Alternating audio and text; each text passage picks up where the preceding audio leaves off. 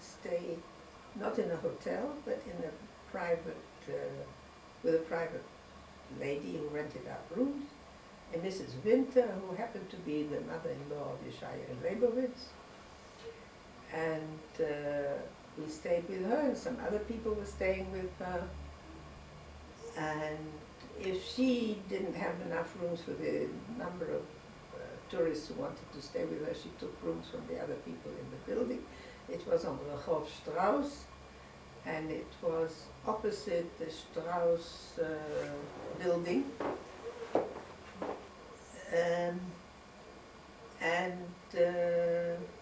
It was very pleasant there with her.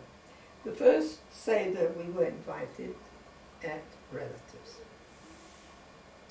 My mother had a cousin, Therese, who I liked very, very much, who had been living in Cologne, and she had 2 sons. Her husband was working for one of the big Jewish German firms, and he was sent to Greece for something like that. I don't know exactly what. Anyway, in Greece he got sick and he died. Therese was born in Switzerland. My grandmother, my mother's mother, was from Switzerland, and she was and she was also born in prison, Therese. And Switzerland pays a pension for every widow. So when her husband died and she had 2 young boys, she moved to Switzerland to get the pension. But eventually she moved to Palestine. And she had a job there in an orphanage, I think. Eventually she met a gentleman by the name of Aleph Mem Lipschitz, who was the director of the Mizrahi Teachers Institute, and they got married. And they invited us for the first Seder. It was a terrible experience, because both Therese and Mr. Lipschitz were very strong-willed people and didn't always see everything the same way. So the discussions at the table were terrible. And those 2 boys of hers were there. His children were older and were abroad studying. And those 2 boys never, they asked a question, he was poked fun at them, and it was a terrible, terrible experience. Also, the marriage didn't last very long, and shortly afterwards they got divorced. But she, Teresa, stayed in Israel with her children, and she got a job running a home, a children's home.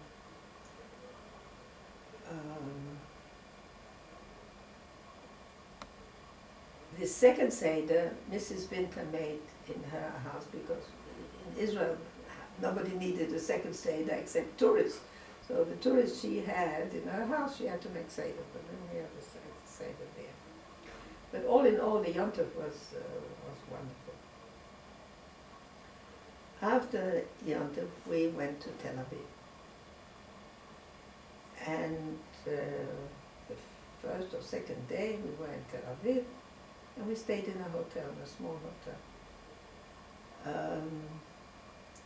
We decided to go to Jaffa. And we went to the bus stop. They told us where there's a bus stop, they would take us to Jaffa, so we went to the bus stop, and we stood there waiting for the bus. And a man comes over to us and says, "Don't go to Jaffa." We said, "What business is this? A total stranger comes to us and tells us not to go to Jaffa when we want to go to, well, what business is it of his to tell us not to go?"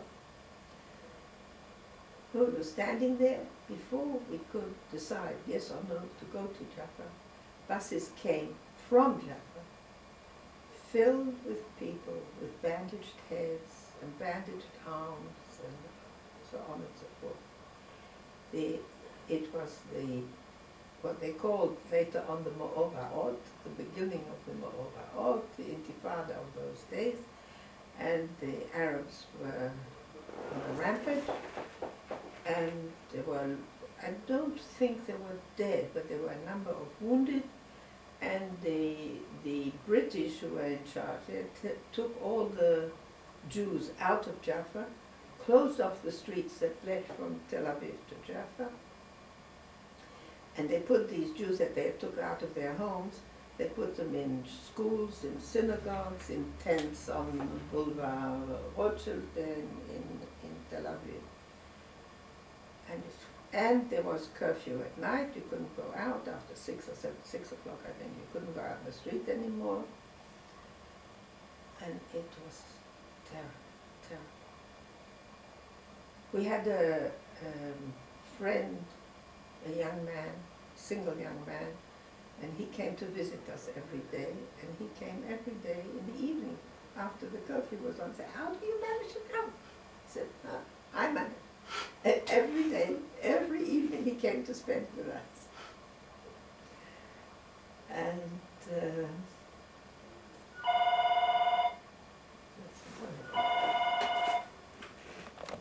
oh, and then one day some dealers in real estate came to visit us and said they have a piece of land for sale, and would Benno be interested in buying it?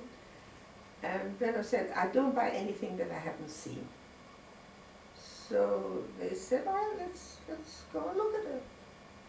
Went down, we looked for a taxi, and they told the taxi driver where they want to go. And the taxi driver said he's willing to take us. However, if they shoot at us, it's not his fault. So we said, "Thank you very much." And we gave up the idea of buying real estate in the Tel Aviv area.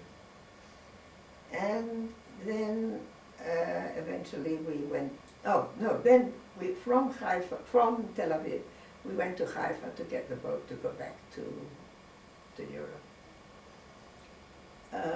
On the train we took, first of all, Tel Aviv didn't have a train station in those days. So you had to go to Ras El Ain, Rosh Ha'ain. There was a station. And the train consisted of 2 wagons, one for Jews and one for Arabs, and British soldiers in between the two, so that there should be no trouble along the way.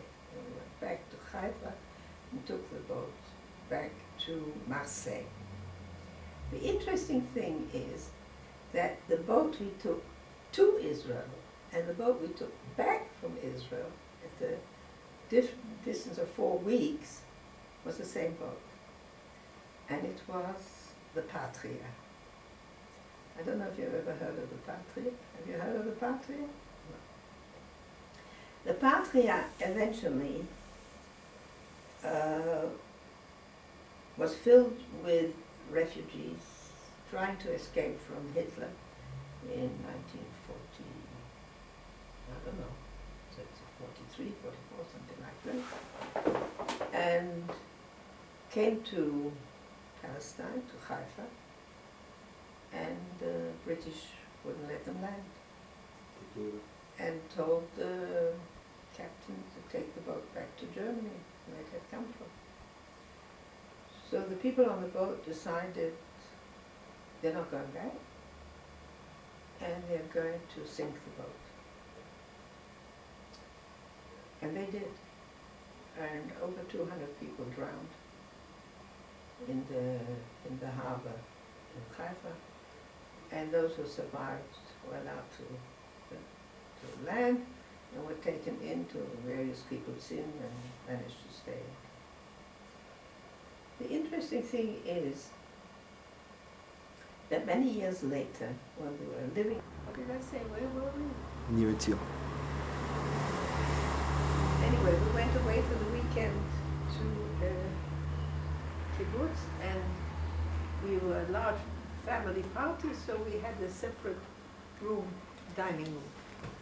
And we were talking to the lady in charge of the dining room, and she was telling us about her husband, who had come to Israel illegally. He came on the boat called Patria, and when they arrived off the shores of Palestine with the British in command, the British refused to let them land here and wanted to send them back to Europe, and this was in the time of Hitler, maybe even during the war, Second World War. And they locked the passengers up so that they couldn't move around the ship.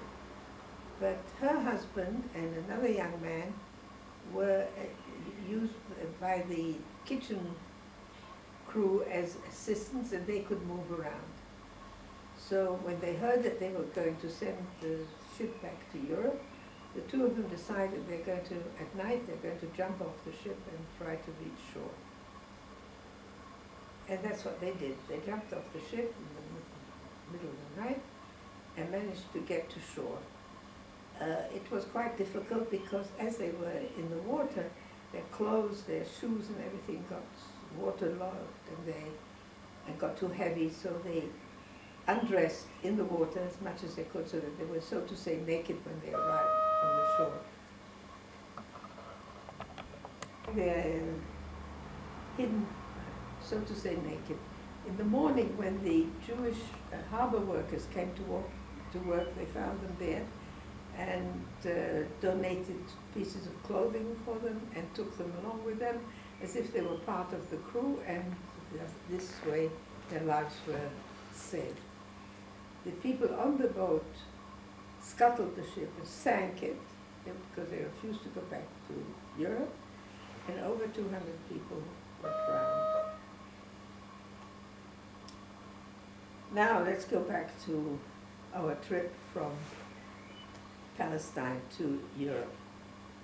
The ship went, on the way back it was also not a direct line, it didn't go straight from Haifa to Marseille, but it made a stop in Alexandria, and we got off. We had a day touring in Alexandria, and then I managed to find a pipe store there and to sell him some pipes. And he stayed a customer for quite a long time. And then we arrived in Marseille. We took the train from Marseille to Lyon. In Lyon, we were met by one of the pipe manufacturers from Jura, and he took us up to Saint Claude, and we spent a few days there. Then I was busy buying pipes. And then we went to Antwerp. We stayed a few days in Antwerp. And a friend of mine, a school friend of mine, was just getting married, so that was very nice because I could go to the wedding. And then we went back to, we went to Amsterdam. We had bought an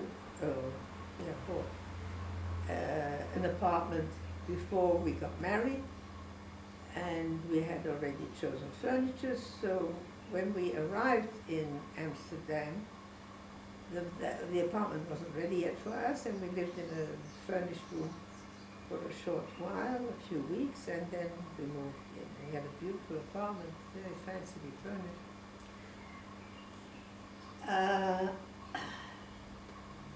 And then soon after I got pregnant, and in February I had my first child, Helen, Dila.